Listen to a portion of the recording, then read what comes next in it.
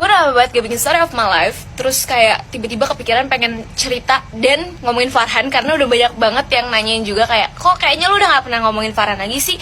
Apa kalau udah akur sama dia? Hah, akur, gak ada kata akur gue sama dia. Jadi sore hari yang cerah ini dan gue udah mandi gak kayak lu semua masih tiduran rebahan, mari kita cerita. BTW pasti banyak juga yang gak tahu siapa sih Farhan, karena jujur beberapa komen tuh ada yang kayak, Farhan siapa dah?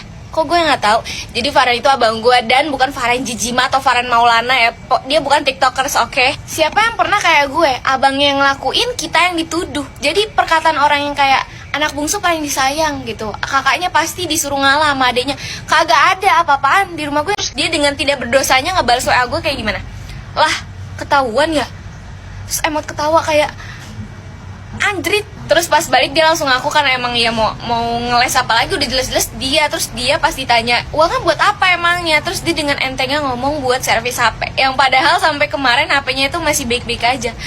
Kayak kalau mau bohong pinter dikit apa, lu kayak harus private sama gue kalau untuk soal perbohong-bohongan ya. So udah dia kena omel segala macem. Terus akhirnya gue cuma bilang sih, pesan ke dia sebagai adik yang baik dan jujur gitu. Gue bilang, makanya jangan suka nyuri, lain kali kalau mau nyuri ajak aja gue biar gak ketahuan.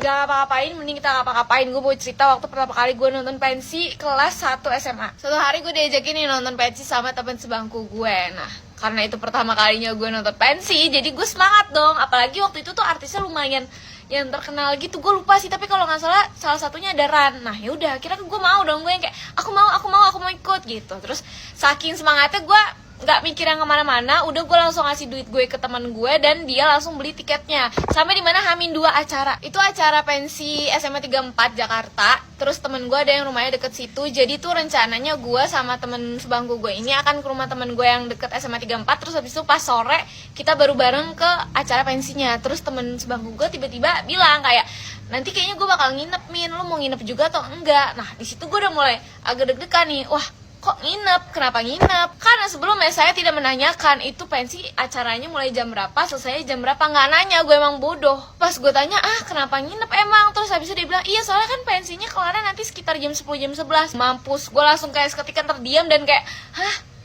Itu malam banget. Buset, gue izin apa nih ke mak bapak gue yang jam 6 belum di rumah aja gue udah ditanyain, kamu di mana kok belum pulang? Ini lagi jam 11 malam. Malamnya itu gue mikirin cara banget, mikirin akal kayak ini gimana? Masa gue nggak jadi nonton? Gue udah bayar ya kan, lumayan tuh duitnya. Terus kayak akhirnya gue berpikir satu-satunya jalan adalah gue nginep juga. Cuma emak gue ini adalah tipe orang yang, kamu ngapain nginep-nginep di rumah orang, kayak nggak punya rumah aja. Jadi gue bener-bener definisi nggak pernah dibolehin untuk nginep di rumah temen gue apapun alasannya, kecuali bener-bener darurat banget. Makin bingung dong gue kayak, izin apaan nih gue sama mak gue biar dibolehin gitu kan. Terus akhirnya dapat akal lah, ini jangan ditiru ya, tolong, ini gue cuma cerita aja, jangan ditiru semuanya. Akhirnya gue bilang ke mak gue kalau temen gue itu ulang tahun dan dia mau ngadain birthday partinya gitu, tapi khusus untuk cewek-cewek, dan kita semua nih satu kelas cewek-cewek tuh nginep di rumahnya. Awalnya emang kayak nggak dibolehin gitu, kayak masih kayak, ya emang kenapa harus nginep, kayak ya udah nanti dijemput aja segala macem, kayak tapi tetap nggak bisa dong, kalau gue dijemput ntar ketahuan kalau gue bohong. Jadi akhirnya kayak gue meyakinkan dengan segala cara, gue sampai bilang kayak, iya ntar pokoknya besok pagi-pagi buta aku udah pulang lagi. Dengan 1001 cara gue dengan muka memelas gue akhirnya diperbolehkan. Kalian semua jangan ditiru, tolong ya, jangan ditiru lu semua.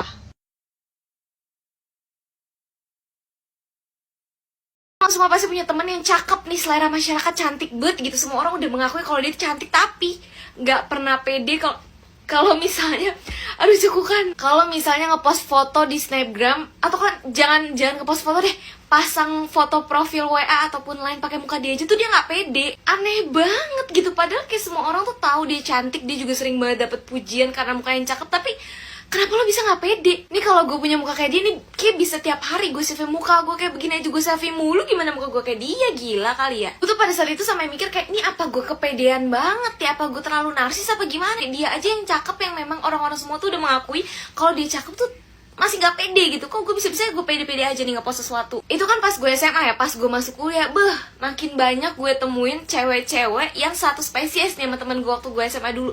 Mereka tuh sering banget insecure dan kayak, ih muka gue jelek gak sih, muka gue aneh gak sih, yang padahal Itu kalau gue jadi mereka, itu foto gue post karena gue ngerasa itu cakep gitu. Kayak bisa-bisanya lo masih mikir itu muka lo jelek. Tolong lah buat teman-teman gue yang suka banget minta pendapatnya, berarti kalau mau ngepost foto gitu. Terus kayak gue udah dengan baiknya gue yang kayak ini bagus, fotonya yang ini aja, muka lo kayak di sini lebih bagus dari segala macam.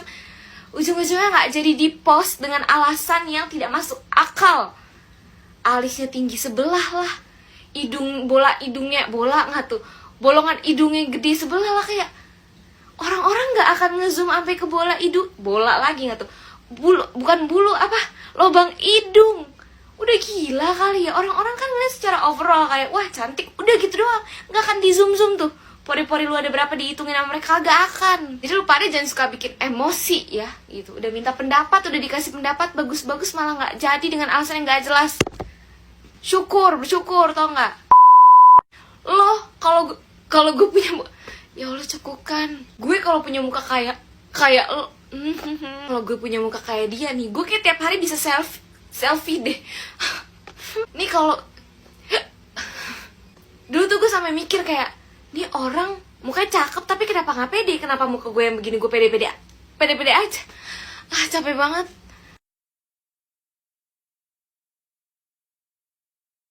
Semua pasti punya temen yang cakep nih, selera masyarakat cantik banget gitu. Semua orang udah mengakui kalau dia cantik, tapi nggak pernah pede kalau misalnya, aduh cekukan, kalau misalnya ngepost foto di Snapgram, atau kan jangan ngepost foto deh, pasang foto profil WA ataupun lain pakai muka dia aja tuh dia nggak pede. Aneh banget gitu, padahal kayak semua orang tuh tahu dia cantik, dia juga sering banget dapet pujian karena muka yang cakep, tapi kenapa lo bisa nggak pede? Nih kalau gue punya muka kayak dia nih, kayak bisa tiap hari gue selfie muka gue kayak begini aja, gue selfie mulu. Gimana muka gue kayak dia, gila kali ya. Gue tuh pada saat itu sampai mikir kayak, ini apa gue kepedean banget ya, apa gue terlalu narsis apa gimana. Dia aja yang cakep, yang memang orang-orang semua tuh udah mengakui kalau dia cakep tuh masih gak pede gitu. Kok gue bisa-bisa gue pede-pede aja nih ngepost sesuatu. Itu kan pas gue SMA ya, pas gue masuk kuliah, makin banyak gue temuin cewek-cewek yang satu spesies nih sama temen gue waktu gue SMA dulu. Mereka tuh sering banget insecure dan kayak, ih muka gue jelek gak sih, muka gue aneh gak sih, yang padahal itu kalau gue jadi mereka, itu foto gue post karena gue ngerasa itu cakep gitu. Kayak bisa-bisanya lo masih mikir itu muka lo jelek. Tolong lah buat teman-teman gue yang suka banget minta pendapatnya, berarti kalau mau ngepost foto gitu. Terus kayak gue udah dengan baiknya gue yang kayak ini bagus, fotonya yang ini aja, muka lo kayak di sini lebih bagus dari segala macam. Ujung-ujungnya nggak jadi di post dengan alasan yang tidak masuk akal. Alisnya tinggi sebelah lah, hidungnya bola nggak tuh, bolongan hidungnya gede sebelah lah. Kayak orang-orang nggak akan ngezoom sampai ke bola lagi nggak tuh, bukan bulu apa, lubang hidung. Udah gila kali ya, orang-orang kan ngeliat secara overall kayak wah cantik, udah gitu doang, nggak akan di zoom tuh pori-pori lu ada berapa dihitungin sama mereka, kagak akan. Jadi lu pada jangan suka bikin emosi ya gitu. Udah minta pendapat, udah dikasih pendapat bagus-bagus malah nggak jadi dengan alasan yang nggak jelas. Bersyukur tau nggak lo. Kalau gue punya, ya Allah cekukan gue kalau punya muka kayak lo. Kalau gue punya muka kayak dia nih, gue kayak tiap hari bisa selfie deh. Nih kalau dulu tuh gue sampai mikir kayak, nih orang mukanya cakep tapi kenapa nggak pede, kenapa muka gue yang begini gue pede-pede aja. Capek banget.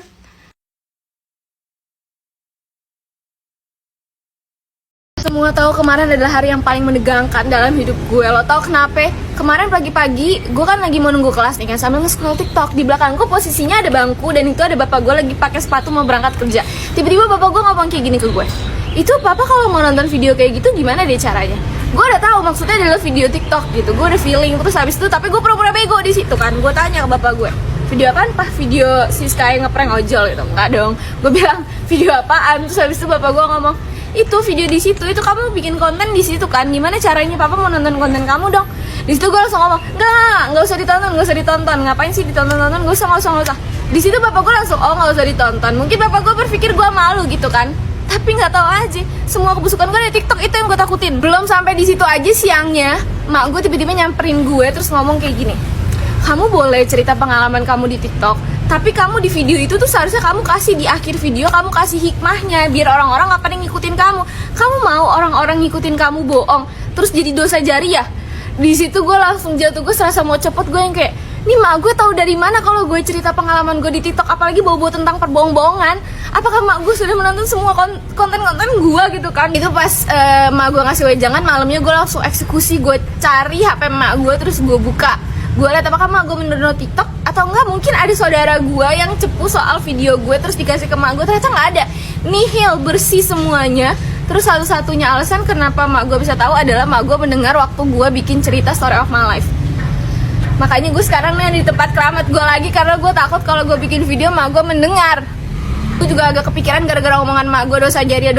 Gue jadi takut dosa gue udah banyak, jangan sampai nih makin banyak gara-gara gue cerita story of my life. Jadi buat lo semua yang udah nontonin konten-konten gue, terutama cerita yang tentang gue bohong ataupun perilaku gue yang sebenarnya nggak patut untuk ditiru, sebenarnya di setiap video gue selalu mention sih, entah di caption ataupun di videonya, jangan pernah ngikutin perilaku gue itu. Jadi mohon sekali buat lo semua yang udah nonton, jangan ngikutin ya guys. Kalian semua juga pasti udah bisa berpikir lah ya mana yang baik dan yang bukan. Terus ya udah sih guys, semua gue jadi takut deh.